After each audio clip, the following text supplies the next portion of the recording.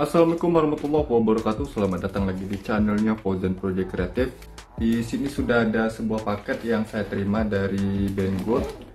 Ini isinya head unit Android untuk di mobil ya, yang saya beli di toko online banggood.com. Oke, hari ini saya terima paketnya. Sekarang saya coba unboxing dulu.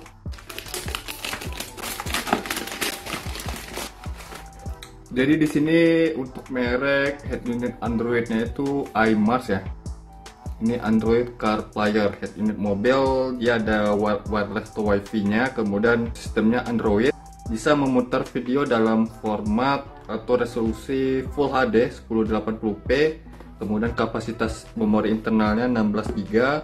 Dia touchscreen, HD touchscreen. Kemudian dia memiliki fitur Maps atau Google Maps, radio, kemudian koneksi ke handphone melalui Autolink atau PhoneLink. Ada untuk fitur kamera mundur, dan prosesornya di sini quad-core. Dia menggunakan Android 8.1 untuk CPU-nya ini T3 MediaTek 4 core quad-core. RAM-nya itu 1 GB DDR3, ada opsionalnya juga untuk 2 GB. Kemudian internalnya 16 GB, ada opsionalnya yang 32 GB. Kecepatan prosesornya itu 1,3 GHz. Kemudian dia support GPS, Bluetooth, radio, kemudian 4G untuk opsional atau SIM cardnya, support Wi-Fi, DVR dan Full HD, support kamera mundur, dan support tombol setir atau steering wheel control. Oke, langsung saja saya buka apa saja yang ada di dalamnya. Di sini ada buku instruksi manualnya, tipis ya, hanya beberapa lembar untuk instruksi manualnya. Lalu di dalamnya lagi saya mendapatkan kamera mundur. Jadi saya beli head unit ini sudah dilengkapi dengan kamera mundur. Jadi kita nggak perlu lagi beli kamera mundur secara terpisah. Di sini saya sudah mendapatkan kamera mundurnya. Model kamera mundurnya di sini dengan dilengkapi 4 titik LED untuk pencahayaannya. Universal seperti kamera mundur lainnya. Kemudian di sini ada soket kabelnya, beberapa kabel seperti, nah di sini ada antena GPS-nya. Di sini dia ada antena GPS-nya seperti head unit Android lainnya. Lalu ada soket untuk kamera mundur, RCA kamera mundurnya, soket kabel USB-nya atau untuk soket USB-nya ya. Ada dua di sini, USB 1 dan USB 2. Soket powernya, bentuk soket powernya universal ya, yang seperti head unit Android atau head unit lainnya, ini universal. Lalu di sini ada soket RCA-nya. Di soket RCA-nya ini ada untuk out, buffer. Kemudian di sini ada untuk audio out yang L, audio out yang R. Lalu di sini ada aux in yang R, aux in yang L, kemudian ada video in 1, video out 1 atau cuma satu saja video outnya, kemudian tidak ada video out 2. Oke. Di dalamnya lagi, nah di sini ada bracketnya, 2 pitch bracket. Kemasannya baik, dilengkapi dengan busanya di sini ya. Oke, langsung saja ke head unitnya langsung. Sama seperti yang lainnya, ini ukuran layarnya 7 inci ya. Yang bagian belakangnya seperti ini, untuk bodi belakangnya aluminium, warnanya silver. Oke, di sini ada soket powernya, beda dengan head unit lainnya peletakan soket-soketnya. Tapi untuk bentuk soketnya ini sama, bisa ke head unit lainnya. Kalau misalnya kalian pengguna head unit Android di mobil, kalau misalnya masang seperti ini, tidak susah-susah lagi untuk menyambung-nyambungkan kabel, pakai kabel yang lama juga bisa. Untuk soket RCA-nya juga sama persis, sama soket GPS, dan antenanya juga universal. Oke, dilengkapi dengan screen 15 ampere di sini. Di bagian depannya ini ada layar sebesar 7 inci, kemudian dia di sini ya. Dia sudah 2,5D di sini. Lalu di bagian sini ada tombol panelnya. Sini ada untuk mic, tombol reset, power, home, back, volume up, dan volume down. Untuk kabel powernya di sini ada 8 kabel untuk ke speaker. Oke, jadi ini adalah kabel untuk ke speaker warna hijau, hijau strip hitam, kemudian purple, abu-abu, dan putih. Di sini ada kabel untuk power antena radio. Kemudian di sini ada kabel untuk ke steering wheel control atau ke tombol setir, ada 2, K1 dan K2 nya. Lalu di sini ada kabel untuk ke lampu senja illuminationnya atau ke lampu besar atau lampu utama. Di sini ada kabel untuk kamera mundurnya, power kamera mundurnya juga. Kemudian ini kupu putih untuk kabel speaker. Ini kabel merah ini untuk ke ACC kontak. Ini kabel kuning besar ini untuk ke 12 volt standby, positif standby, dan hitam ini yang ke negatif. Oke, saya coba nyalakan dulu seperti ini. Ini ada plastiknya, saya coba lepas ya. Oke, nice. Sekarang saya akan coba nyalakannya dengan mencolok powernya ke sini. Saya akan nyalakan menggunakan adaptor 12 volt. Jadi untuk video ini saya tidak pasang dulu di mobil, mungkin next di video selanjutnya akan coba saya pasang, kemudian perlihatkan kepada kalian semua. Ini untuk pemasangan atau pengujiannya kabel ACC dan 12 volt standby nya saya jumper, kemudian kasih arus positif. Kemudian untuk negatifnya saya bisa ambil di kabel warna hitam ini atau ke bodi massa pada head unit ini yang di bagian soket antena GPS nya seperti ini. Oke, untuk pertama awalnya ini logonya iMars seperti ini ya.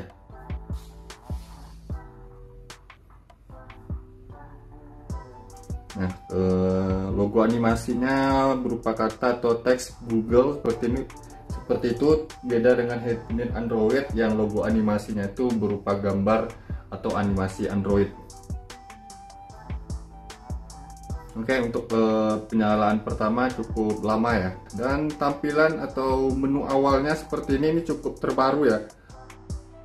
Jadi ini adalah untuk tampilan awalnya, cukup fresh menurut saya dibandingkan head unit lainnya. Di bagian sini ada petunjuk kilometer atau speedometernya, kecepatan mobil. Kemudian di bagian sampingnya sini dia ada untuk musik, langsung bisa diwujudkan seperti ini kalau kita ingin pakai atau ingin melihat menu musiknya lainnya di sini. Nah, ini adalah tampilan menu musik atau tampilan aplikasi musiknya. Ini cukup bagus ya tampilannya, beda sama head unit Android lainnya yang saya lihat. Saya coba back lagi karena tidak ada file musiknya. Di bagian sini ada tanggal, kemudian ada petunjuk cuacanya. Di sini ada gambar atau logo mobil. Kemudian di sini ada tombol melayangnya yang bisa kita aktifkan atau kita fungsikan. Kemudian kita coba lihat untuk barnya ya, notifikasi barnya. Oke, di bagian atas ini ada untuk settingan kecerahannya. Ya, settingan kecerahannya, atau misalnya kalau di kabel IEL yang ini yang warna oranye, ILL illumination, kita kasih arus positif, apakah dia akan redup layarnya? Oke, dia akan redup layarnya beserta untuk tampilannya jadi seperti malam hari.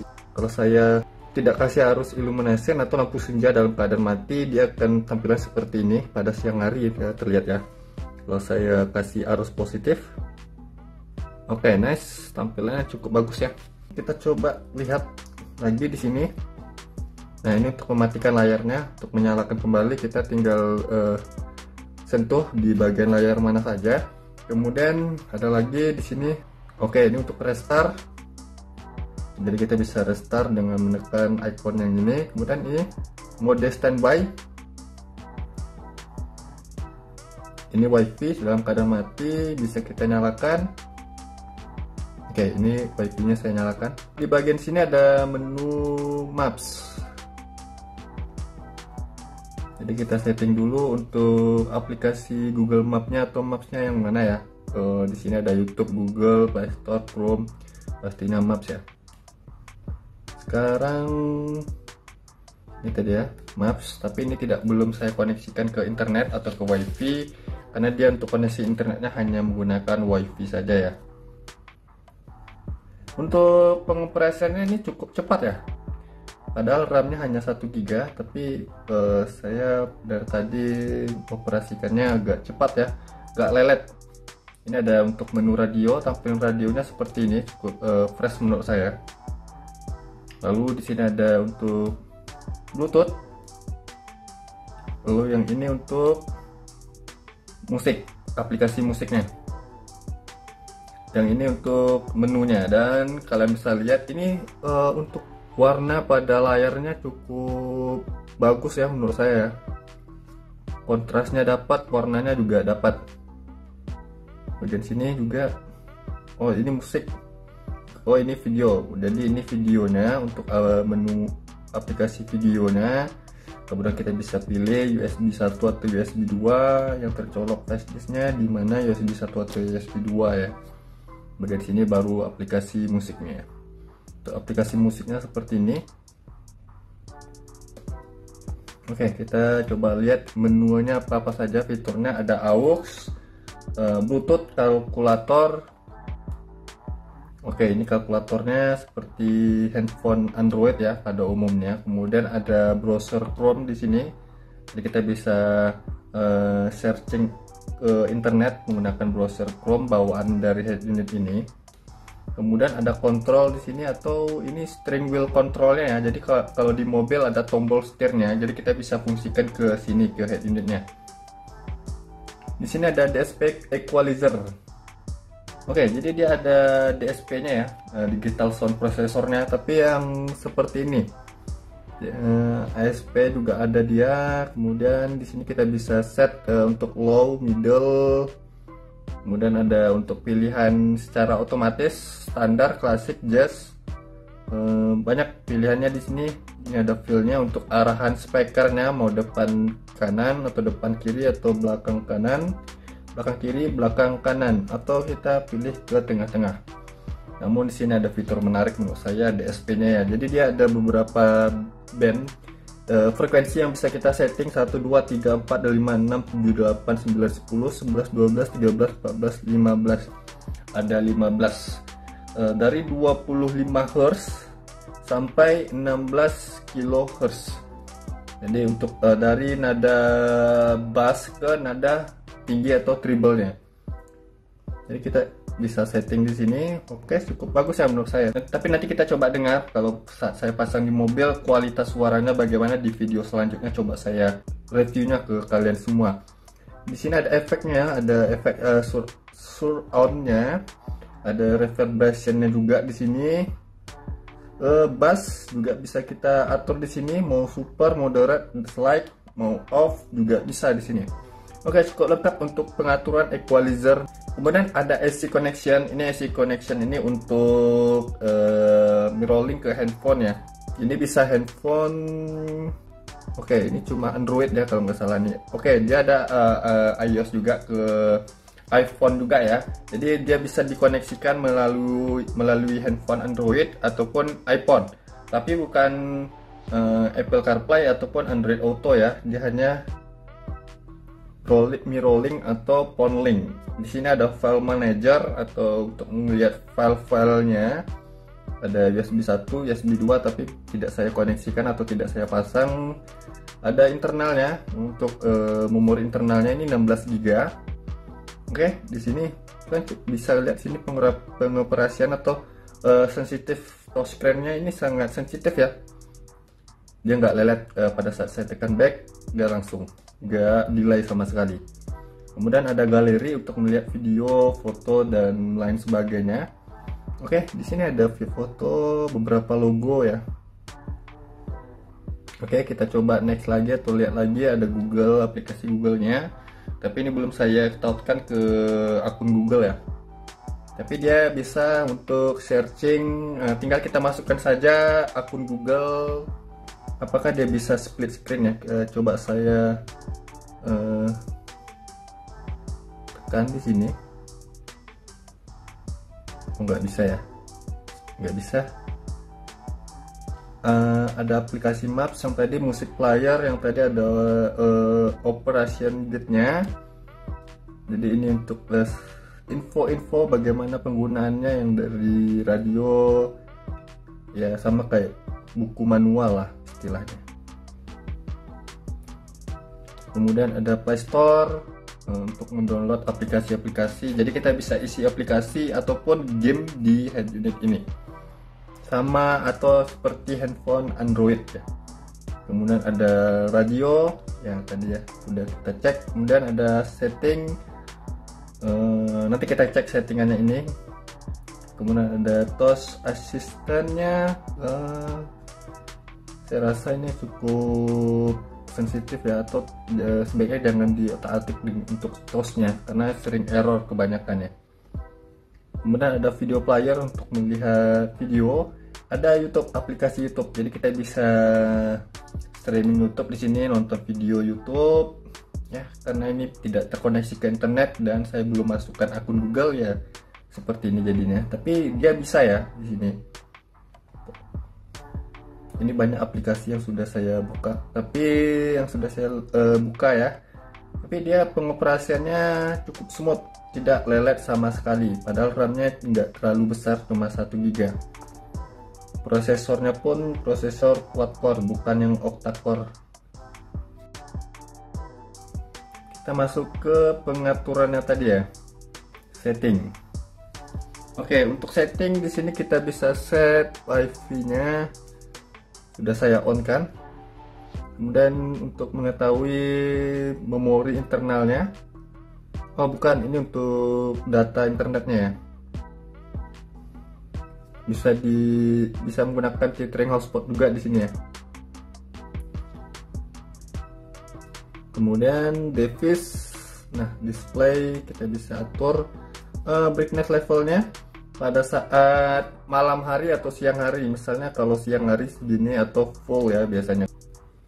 Kemudian auto black screen juga ada di sini. Mungkin berapa lama nanti pas tidak dioperasikan, ingin 3 menit, 5 menit, 10 menit, 30 menit ada. Kemudian display, oke.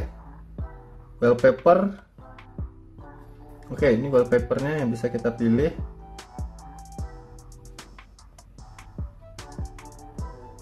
Saya pakai yang bawaannya saja seperti tadi.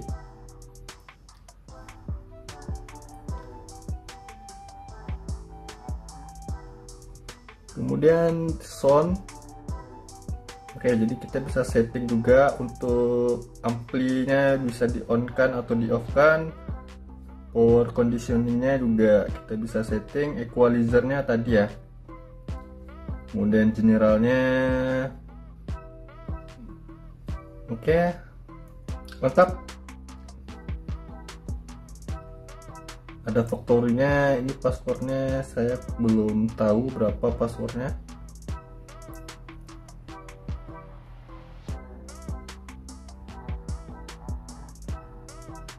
Oke, untuk password saya belum tahu. Nanti, mungkin kalau saya tahu saya akan tuliskan di kolom deskripsi atau kolom komentar ya.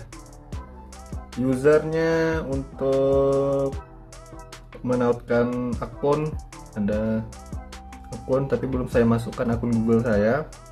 Sistem, kita coba lihat, ini menggunakan Android versi 8.1. CPU nya menggunakan quad core 1,3 GHz dengan memori RAM itu 1 GB, internal 16 GB. Bluetooth versionnya yang ini. Kemudian ya lengkap di sini semuanya. Oke, itu saja ya. Di sini yang sangat saya suka, dia ada DSP-nya ya. Biasanya nge-head unit dengan ada fitur DSP ini harganya itu di atas 2 jutaan ya biasanya ya. Tapi dengan head unit di bawah 1 jutaan, ini saya beli 900 ribuan sekian ya. Untuk harga sekarang mungkin bisa berbeda di lain waktu, tapi untuk sekarang harganya 900 ribuan. Itu pun buat kalian ingin tahu di mana link pembeliannya, silahkan lihat di deskripsi video ini. Saya sudah sertakan untuk link pembeliannya, tapi saya bukan penjualnya. Saya juga sediakan kuponnya, sebaiknya manfaatkan sebelum kuponnya kadaluarsa atau tidak berguna lagi, karena sekarang sedang ada promo di banggood.com ya. Oke, mungkin cuma itu saja video saya kali ini tentang review head unit Android yang saya beli di toko online banggood.com. Semoga bermanfaat. Jangan lupa buat kalian yang belum subscribe channelnya Fauzan Project Kreatif, saya mohon untuk subscribe channel ini agar saya bisa terus memberikan tips, trik, info, dan tutorial lainnya kepada sobat. Dan jangan lupa juga like kan ya video ini, komentar di bawah apabila ada pertanyaan. Sampai jumpa di video berikutnya. See you next time.